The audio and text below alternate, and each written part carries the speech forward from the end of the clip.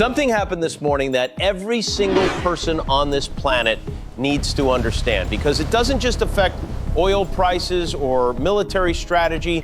It doesn't just affect the guys in the Situation Room. It affects the price of your groceries, the cost of your gas, and whether the global economy tips into a full-blown recession before the summer even starts.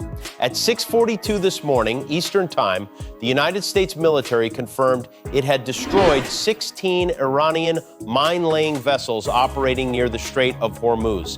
Not drone boats, not patrol ships, mine-laying vessels, ships specifically designed to go into one of the most crowded, most important waterways on Earth and place explosive devices in the water. Devices designed to detonate when an oil tanker filled with millions of dollars of crude passes over them. And here is the part that the headline version of this story, the one that will flash across your phone as U.S. destroys Iranian ships, leaves out entirely. According to U.S. naval intelligence intercepts cited by Reuters this morning, Iran had already successfully laid an undisclosed number of those mines in the strait before those ships were destroyed. The ships are gone. The mines are still there. And as of this broadcast, no oil tanker, not a single one, has successfully transited the Strait of Hormuz in the last 6 days. Zero. From 37 tankers per day to zero. I've been tracking every document, every filing, every intelligence report since Operation Epic Fury began on February 28th. And the picture that emerges when you actually read the data, not the White House press releases, not the Pentagon briefings, is far more alarming than anything you've seen on the evening news. So let's walk through what's actually happening, why the administration's response has been riddled with false claims, and what this collapse of the world's most important shipping lane actually means for you, for your money, and for your food. Before we go deeper into the mine situation, the real state of U.S. naval capability, and the economic numbers that should be dominating every headline, let's establish one fundamental fact. The Strait of Hormuz is a 21-mile-wide channel of water between Iran and Oman. It sounds small. It isn't. It is, by any objective measure, the single most economically critical piece of ocean on the planet. Every single day, approximately 20 million barrels of crude oil and liquefied natural gas pass through that strait.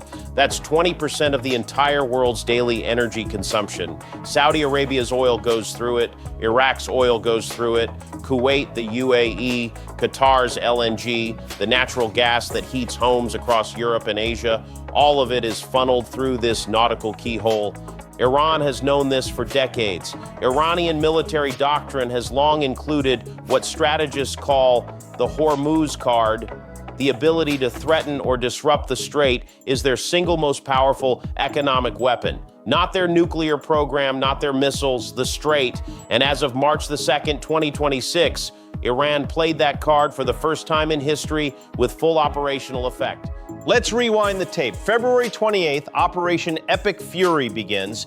U.S. and Israeli forces launch coordinated strikes against Iran's nuclear facilities. Natanz is hit, Fordow is hit. It's the most significant military action in the region in decades. March 1st, the first domino falls. An oil tanker is struck by a projectile, then another. By March 2nd, a senior IRGC official goes on state TV and makes an announcement that sends shockwaves through global energy markets. Quote, "The Strait of Hormuz is closed.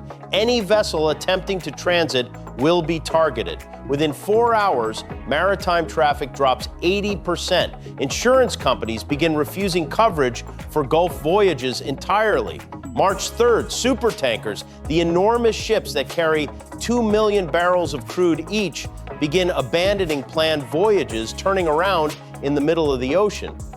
By March 5th, Reuters publishes the number that defines this crisis. Daily tanker transits through the Strait of Hormuz, 0. And here's the detail that Fortune magazine captured in their analysis. Iran achieved this not through a declared military blockade requiring a vast naval fleet. They achieved it through fear. 5 tankers struck mines being laid, insurance companies walking away. That was enough. Now, here is where the story being told by the administration starts to diverge quite dramatically from the story told by the documents. I pulled the CSIS analysis published just 3 days ago. The Center for Strategic and International Studies, arguably the most respected defense think tank in Washington.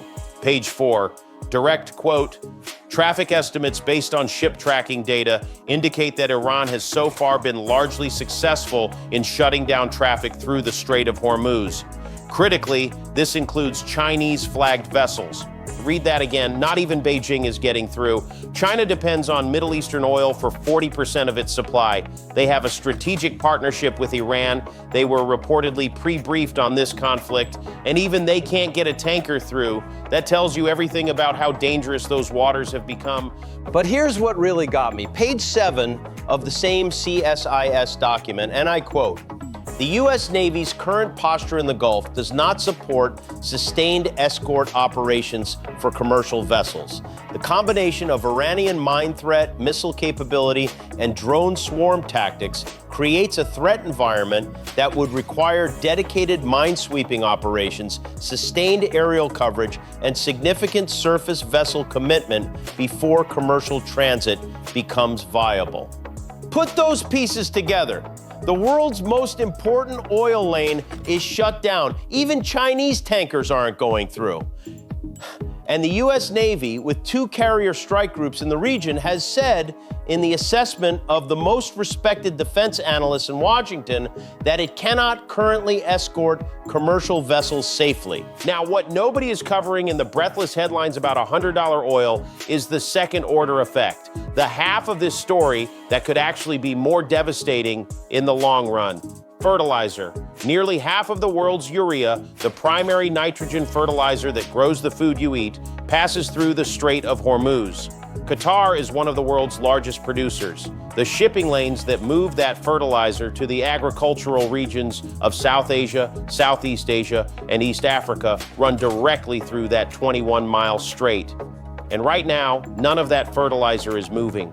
The Guardian published the data last week. Quote from a fertilizer market analyst, "The global fertilizer supply chain faces significant disruption if the effective closure of the strait persists. The planting season in South and Southeast Asia begins in 6 to 8 weeks. If fertilizer doesn't reach those markets in the next 3 weeks, crop yields for the 2026 season will fall significantly." 3 weeks, not 3 months, 3 weeks before the damage to this year's global harvest becomes irreversible. Wheat, corn, rice, the staple crops that feed billions of people, all of them facing a fertilizer supply shock. The Independent put it plainly, the real threat from a Strait of Hormuz closure isn't an oil shortage, it's a global food crisis. The farmers in Bangladesh, Vietnam, and Nigeria who won't receive fertilizer this month will produce smaller harvests in October. Your grocery store will feel it in late 2026 and through 2027. And the question no one in an official capacity seems to be able to answer right now is, how do we clear those mines? How do we get the fertilizer ships moving before the planting window closes? Because right now, the Energy Secretary is posting things on social media that aren't true. The White House is deleting them, and the Navy is saying they're not ready. And in the meantime, the clock is ticking.